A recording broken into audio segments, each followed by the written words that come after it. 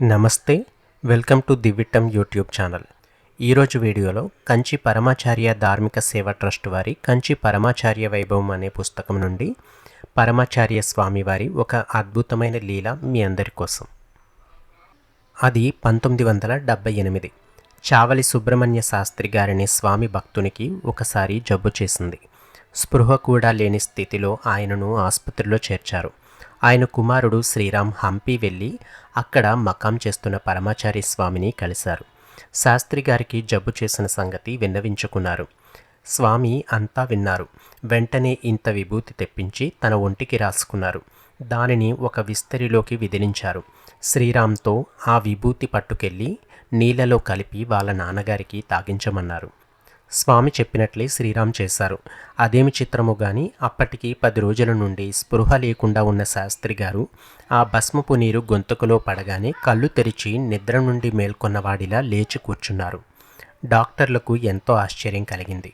శాస్త్రి గారు తిరువాలూరులో బృహదీశ్వర ఆలయానికి గాలిగోపురాల నిర్మాణం కోసం 10 లక్షల రూపాయలు విరాళం ఇచ్చారు. ఆలయ అధికారులు రసీదుపై శాస్త్రి గారి పేరు రాయబోగా ఆయన ఒప్పుకోలేదు. కంచి స్వామి పేరే రాయించారు. 1982లో శాస్త్రి గారికి శతాభిషేకం జరిగితే అప్పుడు జరపవలసిన ప్రక్రియనంతా కంచి పరమాచార్య స్వామి వారే రాయించి పంపారు. హోమాలు అవి ఆయన చెప్పినట్లే చేయిస్తూ ఉండగా రెండో రోజున శాస్త్రి గారి భార్యకు అకస్మాత్తుగా జబ్బు చేసి కోమాలోకి వెళ్ళింది. అప్పుడు స్వామివారు ఉగార్ అనే ఊళ్ళో మకాం చేస్తున్నారు. శాస్త్రి గారి ఇంకో కుమారుడు శ్రీకృష్ణ హుటాహుటిన బయలుదేరి అక్కడికి వెళ్ళారు. ఆయన స్వామివారి మకాం చేరుకునేసరికి రాత్రి 2 గంటలయింది. అక్కడే కాచుకొని తెల్లవారుజామున 4:30కు స్వామిని కలిశారు. అంతా చెప్పారు. స్వామివారు కాసేపు కళ్ళు మూసుకొని ధ్యానం చేశారు. తరువాత కొంచెం పంచదార తీసి పొట్లం కట్టి ఇచ్చారు. ఏమీ పర్వాలేదు, ఇది ఆవిడ నోట్లో వేయండి, అంతా సక్రమంగా జరుగుతుంది అని ఆశీర్వదించి పంపారు.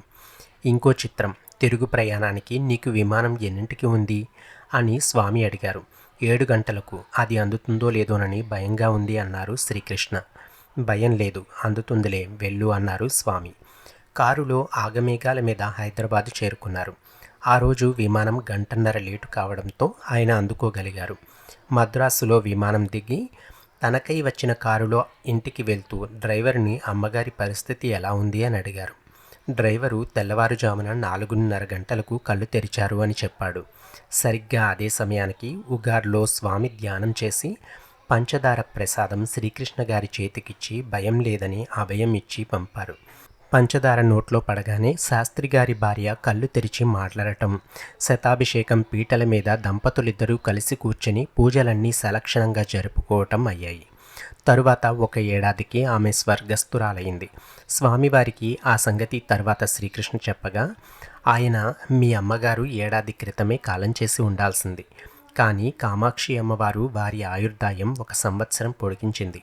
ఆమె తన కొడుకులు, కోడళ్ళు, మనుమలు, మనుమరాండ్రతో హాయిగా గడిపి మీ నాన్నగారి శతాభిషేకం చక్కగా జరుపుకొని ఉత్తమలోకాలకు పోయారు.